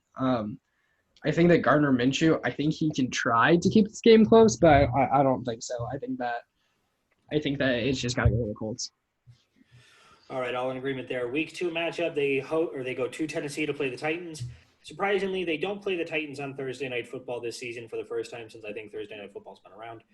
I have them losing this game. I like what Tennessee brings to the table. This game is in Tennessee. Tennessee's just a superior team to Jacksonville. Tennessee wins week 2. Yeah, I have the Titans winning, shockingly. I think that there are two offensive weapons in Derrick Henry and A.J. Brown and the GOAT, Adam Humphries. I just don't think there's anybody on the Jacksonville Jaguars defense that can cover them and, even try to, limit to what they can do. And I think they're going to eat that day, and that's why the Jags are going to lose. Yeah, I have the Jags losing too. I think that I'm pretty high on the Titans.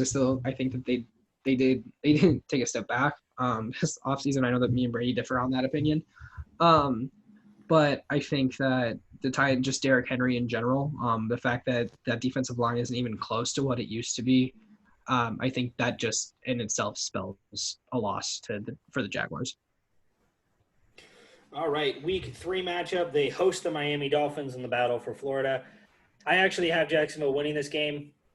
To me, it's just a tale of two terrible football teams.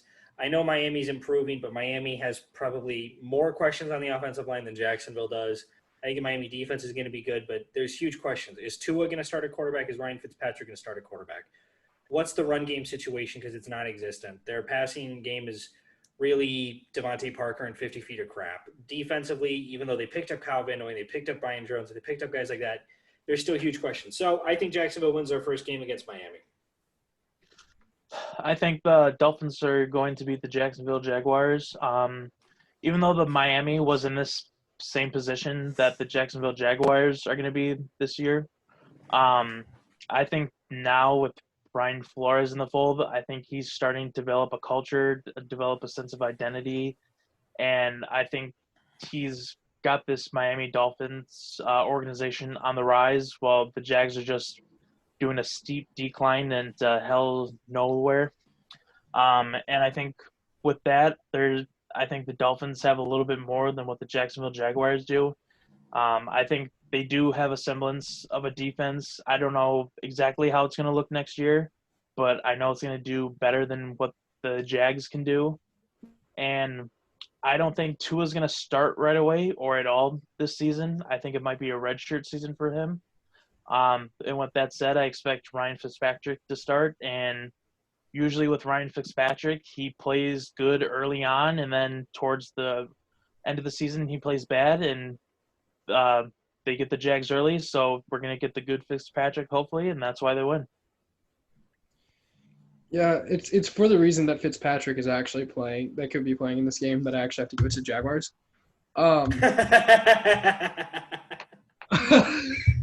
Because if there's anybody that's familiar with Fitzpatrick taking some okay teams and making them bad, it's a New England Patriot fan. He did it 3 different times with the Bills, with the Dolphins, and with the Jets. I think you're just upset at how he walked into New England and beat you guys last season. You know what? That was, God, I don't want to talk about that game. Just proceed. We could have won a Super Bowl if we hadn't lost that game. Jacksonville win? Jacksonville wins because I honestly think Gardner Minshew is a better quarterback than Fitzpatrick. And I think that when it comes to offensive weapons, some of them are young, some of them are old. All of them have injury issues, but by week 3, they should also be healthy. So I have to give it to Jacksonville. All right. Well, Mitch sucks. Go Skyler and Brady. Week 4 matchup, they go to Cincinnati to play the Bengals. I have them losing this, even though the Bengals are a young, unproven team. I think the Bengals are just better than Cincinnati. I think the Bengals did a lot better in the offseason. I think they drafted a lot better. Cincinnati wins, and I think that might be – well, no. Cincinnati wins that game. I was going to say that might be Joe Burrow's first win on my list, but I know that it's not. So, yeah, Cincinnati beats Jacksonville. Yeah, I have the Bengals beating the Jaguars. I think Cincy is a better team, and they're on the come up. And in a few years. Maybe they could be contenders. We'll have to see. But right now, I definitely think that they're good enough to beat the Jaguars. Just by their defense alone is going to win them the game. And if Joe Burrow can be a solid quarterback, that's just icing on the cake. Cincinnati did one thing that they haven't done in a lot of off seasons, and that's address the linebacker position. And they did that 3 different times within the draft. I agree with Brady. They're young, they're a little unproven, but I think they're very talented at a lot of different levels. If you've listened to other past episodes, I'm high on the Bengals, so I have to give it to the Bengals. Alrighty, so at the quarter mark of the season, me and Skylar both have Cincinnati at 1-3. Mitch, you have them at 0-4, or not Cincinnati. We have Jacksonville at 1-3, and Mitch has them at 0-4. Week 5 matchup, they go to Houston to play the Texans. This is a loss. Houston, even with the massive question marks that they have, is just a better team than Jacksonville. And Jacksonville's former strength on the defensive line, going up against that Houston offensive line, is no longer a strength with the loss of Calais Campbell and Marcel Darius. So Houston absolutely beats the Texans in the Week 5 matchup. Sorry, Houston absolutely beats the Jaguars. Jesus Christ. Houston beats themselves. Yeah, basically. That's also still true. Ends up beating Jacksonville. Yeah, so 2 straight statements. All right, so I think Houston's going to win. Even though the Texans don't have the best offensive line, it's not like the Jaguars have the defensive line to take advantage of that. So I think they're fine on that front. And Deshaun Watson's the quarterback, and I think he's got, some all right wide receivers. And the Jacksonville Jaguars have Rashawn Melvin, an okay corner, and a rookie corner as their main 2 guys. So I think he's going to shred them up. Yeah, I don't know about you guys, but I feel like this would actually be a fun game to watch. I mean, with Gardner Minshew and Deshaun Watson lining up under center for these 2 teams, that's gonna be some fun football. But like we said, I think I have to agree with both of these guys. Houston's just a better team in general. I think that even though they're not that much better than Jacksonville, they're not. The Texans they have the experience at the quarterback position. They have some good wide receivers, and like we've said ad nauseum, Jaguars defense isn't what it used to be. Alrighty, Week 6 matchup. They host the Detroit Lions. I have them losing this game. Detroit, with a healthy Matt Stafford, a good defense. Not a good defense, a healthy defense around them. Again, Detroit's another team whose offensive line also has massive questions. There's a running theme in the last couple of teams that we've covered, with the exception of Indianapolis. But Detroit's just a better team, and Detroit beats Jacksonville. Yeah, I have the Lions winning. When you just look at these 2 teams on their own going against each other, you could go either way just because of what the strengths they have, the weaknesses they have. But it really came down to one question for me is whose offense could do a better job of just dominating the other's defense? And I have to give the nod to Matthew Stafford and his offense. I think he has a better offensive line, better weapons at the wide receiver, tight end, and running back position, and Matthew Stafford's a better quarterback than Gardner Minshew. So that's why they get the nod over the Jacksonville Jaguars. Yeah, just looking at it, Detroit also comes off a bye week, so they have 2 weeks to prepare for Jacksonville, which, I mean, is probably more than they need. Probably 2 more weeks than they need, honestly. Exactly. I think I have to agree with you guys. Matt Stafford is an underrated quarterback. I think that he has done the best he possibly could with utter trash in Detroit. And the defense, while not good, is better and probably healthy, which is something that the Jaguars would need at this time. So I have to give it to the Lions. Bless you. Gracias. And then they have a Week 7 bye. They come out of the bye. They go to Los Angeles to play the Chargers. This is just one of those games where I'm feeling the Minshew magic. And I'm going to say that the Jaguars, with absolutely no rationale behind it, beat the Chargers in Los Angeles. The large reason is that there's no fans in the stands. Oh, wait, that's no different than how the Chargers usually play. The big thing is just with massive questions at the quarterback position, whether it's Tyrod Taylor or Justin Herbert. I'm not in love with either of them. Offensive line to me still has issues. I think that this is going to be a really low-scoring game, but this is the game that I just feel like Gardner Minshew is going to do well. And the reason is that Gardner Minshew was second in terms of quarterback. It was in terms of rushing yards from scrimmage for all quarterbacks. That's not including designed quarterback runs, by the way. He's only second behind Lamar Jackson. So he outran Kyler Murray. He outran other mobile guys like Pat Mahomes and Aaron Rodgers and other stuff like that. I think he just pulls a little bit of that magic right out of his mustached butt, and he beats the Chargers. Yeah, I hate that. I have to agree with Brady. I think that the Jaguars win this game. And I think that it really has to come down to the fact that Minshew, like, he is the reason they won 6 games last year. If he wasn't quarterback, I don't think that they could have. That being said, if Nick Foles hadn't injured in the first game, I think that Jacksonville probably would have won a little bit more.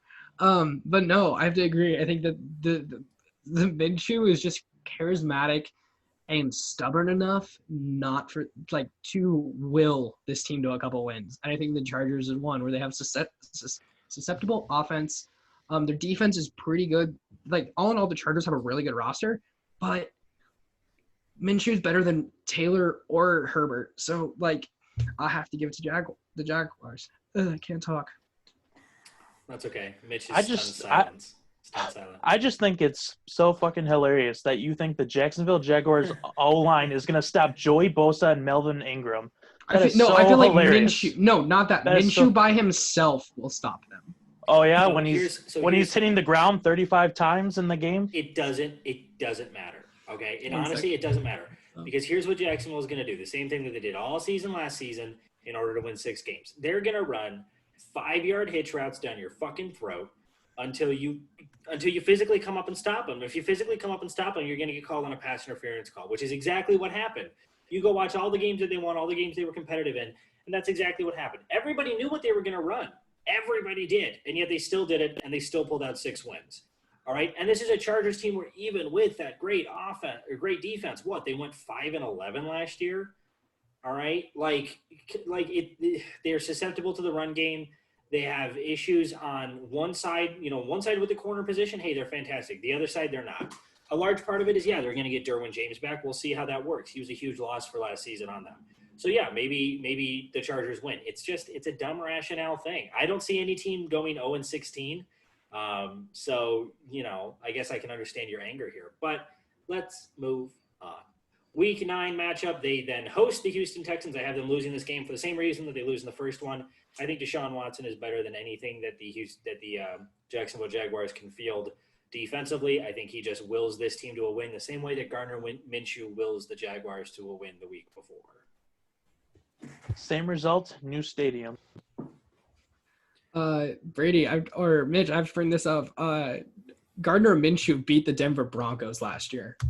That was Joe Flacco, though. That was Joe Flacco. But what I'll also say is we're talking about Gardner Minshew versus a really good defensive line, and he beat Denver, who has a better defensive line than Indy does, in my opinion, or not Chargers Indy, Chargers, in my opinion.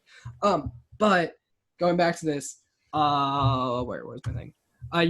Jacksonville loses against Houston for the same reasons why we said in week 5. It's because Deshaun Watson, it's going to be a fun game to watch again, but Houston's coming off a bye, and they might actually need the week to prepare because they're Houston. But no, I think Houston does a pretty good job of playing in division, and I think that they can beat Jacksonville. All right, so at the halfway point of the season, Mitch, you have the Jaguars at 0-8, good enough for the number 1 seed in the AFC. Me and Skylar both have Jacksonville at 2-6. So week 10, they go to Green Bay to play the Packers. This is a loss. The Green Bay defense is the best defense in the NFL right now. Offensively, I think Aaron Rodgers just does way too much. I think Gardner Minshew is going to run around all day because the tackle positions are weak. I think it's going to be a closer game than people give credit for because Green Bay has issues with the run defense, and the Jaguars know that. They're going to run Leonard Fournette down their throat. But I think Green Bay is just a better team, and Jacksonville loses that game. Packers are going to win this easily. I think that the Smith brothers are just going to eat in the backfield. Kenny Clark is going to stop Leonard Fournette in his tracks. Kevin Kane and Jaire Alexander, I think, can match up with any of their wide receivers. And then you flip it. I don't think they have the corner to stop Devontae Adams. I don't believe that I don't think they have defensive player that can match up with Aaron Jones just because the dude can run it, and then we could also use him as a wide receiver, as a receiver. So I don't think they can match up that way, and our offensive line is stout enough to defend against whatever pass rush they try to throw it at us. And I think that Aaron Rodgers is going to be a little bit better this season because I think the offense that Matt LaFleur is trying to use is going to help out his game a little bit. So with all that, it's just too overwhelming for Jacksonville. Okay, I have a hot take here. Green Bay wins the game, like hands down. Better team. Oh my God, hot take, Skyler with the hot takes. Oh wait, but no. The hot take segment here on the Fourth Ring Sports Podcast. No. Here's the hot take. Gardner Minshew outperforms Rodgers in this game because he has to keep it close. Whereas Green Bay can run the ball, and they can throw the ball. Where it's really, if Jacksonville has a chance, it's Minshew playing great. Minshew plays better than Rodgers, but Green Bay still wins. Okay, fair enough. Week 11 matchup, they host the Pittsburgh Steelers in a rematch of the AFC division round game from what seems like a century ago. I have them losing this game. Pittsburgh's defense is just way too good. I think Pittsburgh has – this is going to be difficult to say. Pittsburgh may have a top 2 defense in the NFL, like a top 2, top 3 defense in the AFL or in the NFL. I think that they're really, really good. I like what they bring to the table. They're young. They're fast. I think offensively they're going to do just enough to keep them in games. But Pittsburgh overwhelms Jacksonville. Steelers are going to crush them. I think that T.J. Watt is going to personally escort Gardner Minshew out of Heinz Field or wherever they're playing. That defense is just going to crush them. It's going to be a bad day for that offense. And I think the Steelers, even though Skyler doesn't like their offense, I think they're still solid enough to play against the Jags defense easily. Okay, 1 fucking second. The Steelers have a passable offense, not a great offense. I said solid. So I agree with you. I just don't think they're as solid as you think. But I still think that Pittsburgh's defense is, like, I agree with Brady, top 5 in my opinion in the league. Oh, I said top 3. I know, but top 2 is still top 5, right? Like, it's still in the top 5, right? Yeah, so okay, so depends on where they're in the top 5. I don't know. I'd have to look. But I know they're top 5 because T.J. Watt is, I think, going to replace his brother as like a perennial all-star just because his brother's injured all the time. Just having Ben Roethlisberger back adds a couple wins. What version they get of him doesn't matter. He adds a couple of wins. So I have to give it to the Steelers. Here's my hot take. In my opinion, if Gardner Minshew was playing on the Steelers last season instead of Mason Rudolph, the Steelers would have made the playoffs. Wow, that could have been bad. Whoa. you caught yourself. Well, I caught myself there. They would have made the playoffs. I think Gardner Minshew is a better quarterback than Mason Rudolph or Delvin Hodges, whatever it is. I think, yeah. That's always just one of those interesting things. Week 12, they host the Cleveland Browns. This is an absolute loss. The Browns just I think even if Baker Mayfield throws 5 interceptions in this game, the Browns still win because even though the Browns have massive questions defensively, as a team, they're just better than Jacksonville. Oh, yeah. I think the Browns are going to blow up the Jacksonville. Like I said before, I don't think they have the secondary to stop 2 wide receivers like Jarvis Landry and Odell Beckham. Their defense, there's nobody on there to stop Nick Chubb or Kareem Hunt. And like Brady said, even if Baker Mayfield isn't on his A game, I still think he's going to play good enough to the point that he'll get them a win. And the Browns defense is, it's all right, but it has its issues. But I think it's good enough to hold Gardner Minshew. Yeah, I mean, not just Jarvis Landry and Odell Beckham, but Austin Hooper, Nick Chubb, Kareem Hunt. Pick your weapon, pick your poison for Jacksonville, honestly. They don't have enough defensive players to cover any of them. I think Baker Mayfield picks this defense apart, and I think he does. I think it just solidifies the Browns as becoming a good team in the AFC. Well, it's about fucking time. They should. Week 13, they go to Minnesota to play the Vikings. I have them losing this game. Even though I don't think Minnesota's improved this offseason, they're still – head and shoulders better than what Jacksonville's going to be able to field. I will like to see what Gardner Minshew does against Minnesota, because Minnesota's previous strength in that defensive line has now gotten worse with the loss of guys like Everson Griffin and Danielle Hunter and other stuff like that. And the secondary has issues too. So it's going to be an interesting game, but Minnesota's just a better team and they beat Jacksonville.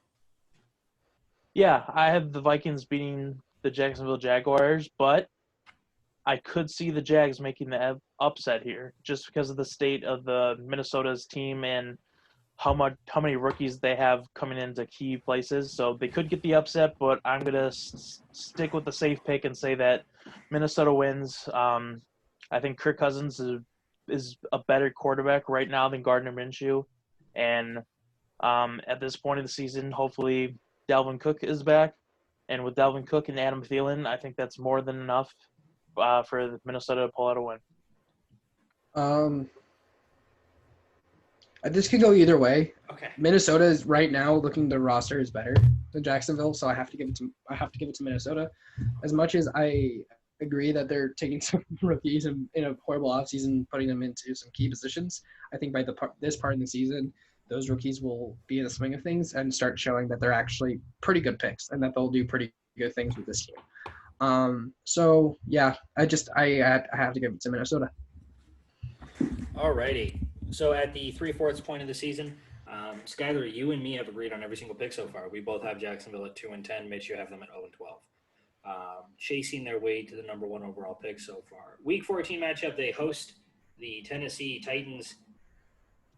I have them winning this game, and the only rationale on it, the absolute only rationale on it, is that the AFC is ridiculous, and the only 2 teams in the AFC that consistently beat the crap out of each other are the Jacksonville Jaguars and the Tennessee Titans. Now, it doesn't necessarily have to be this game. If Jacksonville wins the Week 2 matchup in Tennessee, okay, that was a toss-up. I gave that one to Tennessee because it's in Tennessee. Tennessee, I just have massive questions with it. I think Mike Vrabel's a good coach, but so far he's only proved that he's a 9-7 coach. There's still questions there. It's the AFC South. It's a divisional game. Every time we see something like this, you name the division, there's always a game where the better team loses to a worse team. This is one of them. No rationale behind it. Jacksonville wins. I just got to say 3 names. Derrick Henry, A.J. Brown, Adam Humphries. Mitch, that's 6 names. 3 full names.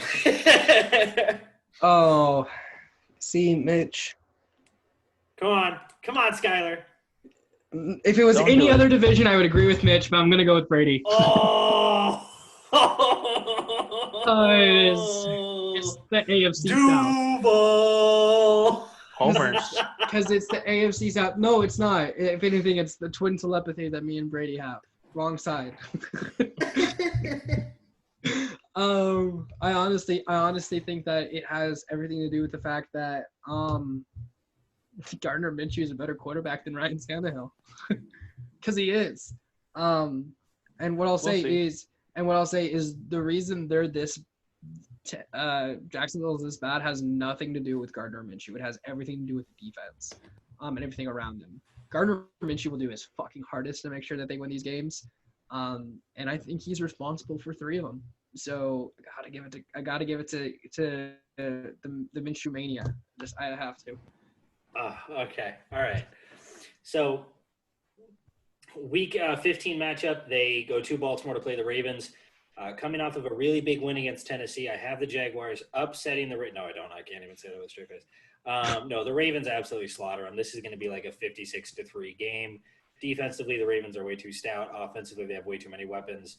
Even if Lamar Jackson doesn't run the ball at all, Baltimore still wins. So Jacksonville loses that game. Baltimore's going to win. They're going to beat another Florida team to a bloody pulp. And if you want to see how it's going to happen, just go back to Week 1 Ravens-Dolphins. I have to agree with Mitch here. I think that Lamar Jackson throws 5 touchdowns in the first quarter or first half. It might be the first quarter. It might be the first quarter. Something that was really fun to watch is the fact that everybody was like, he can't throw from the pocket. And then what does he do? Throw 5 touchdowns perfectly in the pocket with no pressure at all against Miami. If I'm not mistaken, he had 2 games where he had a perfect passer rating. And Miami was one of them. This season. Keep in mind that Aaron Rodgers had his first ever game with a perfect passer rating this season. So, let's not talk about how he's a halfback. He's a damn good quarterback. No, he's a great quarterback. But no, I have to give it to Baltimore. They're my Super Bowl favorites at this point until I'm proven otherwise. So yeah. I think we're going to prove you otherwise in the next episode. Week 16 matchup, they host the Chicago Easy. Bears. Even though I absolutely hate the Bears, this is a game I have them winning. Defensively, they're way too stout. With the massive questions that the Jaguars have on the offensive line, the Chuck Pagano and the Bears defense are just going to live on that. I think this is a game where Minshew's going to struggle. He's going to throw interceptions because the Bears secondary has massive weapons there all across the field, whether it's Kyler Fuller, or it's Eddie Jackson, or whoever it is, Kyle Fuller, or Eddie Jackson, whoever it is. Chicago's offense is just good enough, and I think Nick Foles is starting this game when he comes back to Jacksonville and shows them what Big Dick Nick can do to the Jaguars. All right, so I got the Bears winning. I think Khalil Mack is going to make Gardner Minshew question if he wants to be an NFL quarterback anymore. I just think that the Bears defense is just too stout, and the Jacksonville Jaguars offense isn't good enough to compete against a defense like that. And I've said it in multiple episodes. I think this late in the year, the Bears are going to have some kind of style of offense that's going to be effective. I don't know what it's going to be. Set. I hope it's the 10 tight end set. That'd be amazing. But they're going to have good enough offense to be effective, and that's going to be in their favor, and that's why the Bears win. I have to give it to the Bears. I saw an interesting statistic. Allen Robinson was tied for first in the league for touchdowns when contested touchdown catches with 6. So that's what he can do when he has somebody covering him, when he won't have anybody covering him, like in this game. Bears win. Really? I didn't actually. The first I saw that statistic. Yeah, he just made it up. I think it was either CBS Sports or ESPN. I can't remember. I'd have to look at it. Allen Robinson was tied for first in the NFL with games where he wore extra long shoelaces on his right foot and no shoelaces on his left foot. All right, so then Week 17 matchup to end the season, they go to Indianapolis to play the Colts. At this point, the Colts are battling for playoff positioning. Colts are just going to be way too strong. With the addition of the 7th seed in the NFL, I really don't see any team this season sitting guys the last week. I really don't. I don't think any team's going to be in position to do that. So Colts play all their guys. They're way too strong for the Jaguars. They run all over them. The offensive line's too dominant. I think Quentin Nelson single-handedly jackhammers the entire Jacksonville defensive line, and Indianapolis wins. Yeah, I have to agree with you. I think the Colts are going to give them, the Jacksonville Jaguars, an unperfect season. I think the defense is just too stout for what the Jags offense wants to do. And even though I really don't like Phillip Rivers as a quarterback, and I don't think he's going to be good for the Colts, I think he'll play decent enough to get them a win against a shitty team like this. Come on, Skyler. Yeah. Sorry, I froze there for a second. Yeah, I mean, last week I gave it to the Colts, so I have to give it to the Colts again. It's come to I've been in the middle of these two assholes. Oh wait, there you go. These two assholes. I love you too, Mitch. Not that kind of show. It's whatever show I want. Brady's OnlyFans link will be in the bio, just to let you know.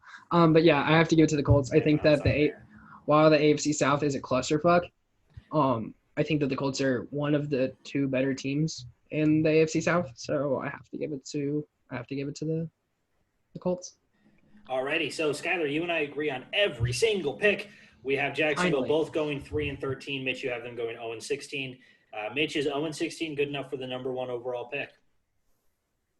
I would hope so. Well, I don't know. You've got You've got 2 teams going 1-15 or some shit like that. I think I only have one team going 1-15. So okay.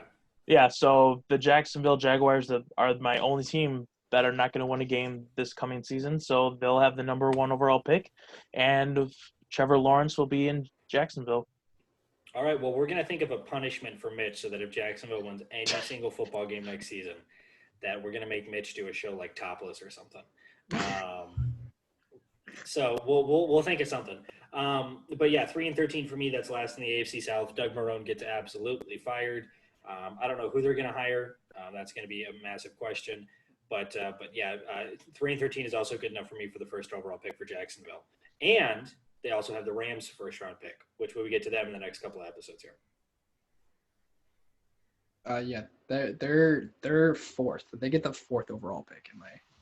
All right. Mind. Jesus Christ, 3-13 with the fourth overall pick, Skyler? Yeah, I have 3 teams that are worse than Jacksonville. Oh my God, you guys you don't believe in anything. Do you have a team that's not going to win at all? No, I Yeah. have.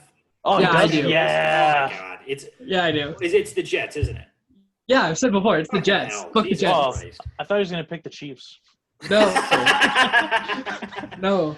We'll find out. You'll find out what I think about the Chiefs next week Yes. or next episode.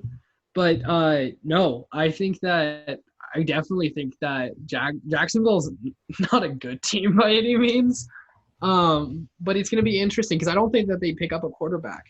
I think that they'll go with the offensive tackle. I think that they'll package the 2 picks and draft up so they can get the offensive tackle from Oregon. Because I think that he's going to be. I don't know. At fourth, I almost think he's still going to be there, especially with guys like Trevor Lawrence and Justin Fields. He might be, but with the teams I'm looking at ahead of them, they might not. Well, actually, I could say who they are because you guys have already covered those 2 teams. It's Atlanta and Carolina. I have ahead of them. Wow. Okay. Yeah. Well, we'll talk about all that once we cover all these teams. Yeah, so I do. I think the offensive tackle might not be there with Carolina and Atlanta up there. They need offensive line help, so who knows? Yeah, who knows? Massive question. So, yeah. All right, well now, in the next episode, we're going to talk about Kansas City. Then we have the Rams right after that. So now we have to get to our final segment of the day, which is our running segment. Now it is What a Putz. What a Putz is our segment where we pick a team, a mascot, an organization, a person who just did a dumb thing and that we're upset about, and it's a very putsy moment. So my What a Putz nominee goes to former Bucks first-round pick and player Jabari Parker. Jabari Parker was one of the NBA players who tested positive for COVID-19, and a matter of moments after that is reported he is seen at a public park using public water fountains and stuff like that, playing tennis with no personal protective equipment on at all, risking the lives of everyone else in that park. So Jabari Parker, that's wildly irresponsible of you, especially in a time like this. You're supposed to be a better person than that. So Jabari Parker is my nominee for What a Putz. All right. Do you guys want the serious candidate or the funny candidate? Funny candidate. We don't care about serious. Funny, yeah. All right. So my candidate for Putz of the Week is Bill Belichick. No, it's not Putz of the Week, Mitch. It's What a Putz. Oh, sorry. What a Putz is Bill Belichick. A week. It doesn't make sense. And it's not because of the scandal, and it's not because of the Cam Newton sign. It's because he did not put Nike the dog in as GM sooner. And that's why he's a putz. Think about how many rings they could have won if Nike the dog was their GM. They would have been undefeated. The meme where he I sent Mitch it, and Mitch thought it was so funny.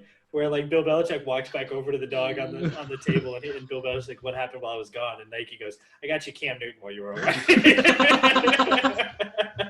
And that's why he's a putz.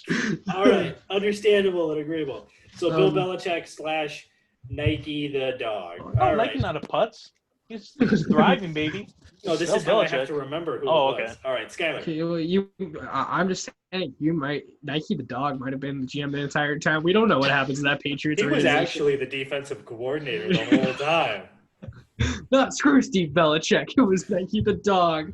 No, Skyler, Steve Belichick is Nike the dog. The resemblance is uncanny. I've never seen them in the same room. You've never seen them in the same room together.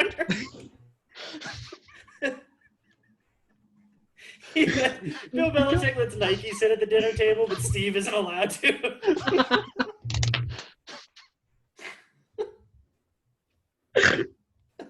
Maybe when you can give me Cam Newton, you can sit at the table.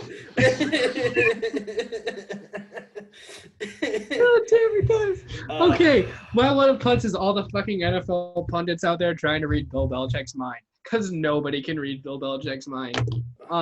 How many people said that they were going to be tanking for Trevor Lawrence or Justin Fields by not getting a quarterback, drafting one, or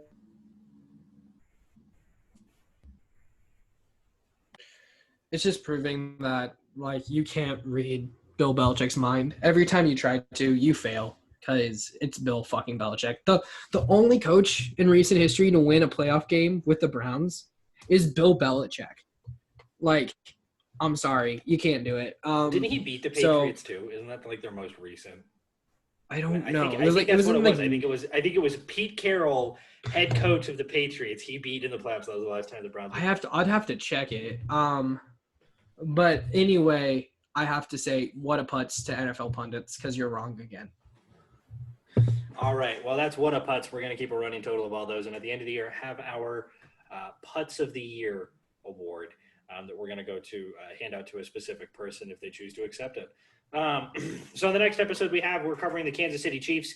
After that, we go out to the desert to take care of the Las Vegas Raiders before we hit the two Los Angeles teams and the Chargers and the Rams. We appreciate everybody for tuning in. Follow us on YouTube, Facebook, Twitter, Spotify, SoundCloud, Reddit, all the bullshits. Fourth String Sports Podcast. Like, comment, subscribe, the whole 9 yards. Send us an email, fourthstringsp@gmail.com, FOURTH string at sp@gmail.com. Again, we apologize for the Houston episode. We're in the works of trying to get it set up. We just had some technical difficulties. We're going to get the Indianapolis episode and this episode up on YouTube. The Indianapolis episode, the last one that we recorded, is already up on SoundCloud and Spotify, so go listen to those. Before we just do some closing thoughts here, boys, to close out, do you have any closing thoughts here, boys? Yeah. So to our listeners, for our working title segment, I will be in charge of it for the next episode. And I just want to tease you with what I will be picking. So next episode, me, Brady, and Skylar will be debating who is the top 10 NBA players of all time. That's gonna be a rough one. I know my top 3, but other than that, it's god. Top 10. Do we have to list them in order? I think we'll go off what you did, and it can be whatever you want to do. If you want to do an order, cool. If you just want to list the just 10 people, that's fine. Okay. All right, I can do that. I've already got like 7 in my head. So I got like 6 that I. Dirk Nowitzki, Nurk Nowitzki. Like chocolate. Dirk Nowitzki drafted by the Bucks and then traded to the Mavs. And then Dirk Nowitzki when he won a championship. And then Steve Nash with Dirk Nowitzki. And then... Dude, I'm so mad we could have had Dirk and Dr. J at some point in our organization. And Ray Allen. We could have had them all at the same time. Well, not Dr. J, but yeah, Dirk and Ray Allen at the same time. I think, yeah. We'll see. I don't have anything left to add. Just, like, be careful, assholes out there. I didn't think you were going to add anything after assholes. Wait, are you calling them assholes or speaking directly to their assholes? Be careful, assholes. Dude, just in general, be careful. Don't be Jabari Parker. Don't be an asshole. Hey, wear a fucking mask. Yeah, be more like Nike the dog. All right, well, we appreciate everybody. This was a fun episode to record. WWND, what would Nike do? Honestly, hopefully you guys enjoyed as much as we do recording it. We appreciate everybody for tuning in and listening. Everybody have a fantastic night, and thank you for listening to the Fourth String Sports Podcast.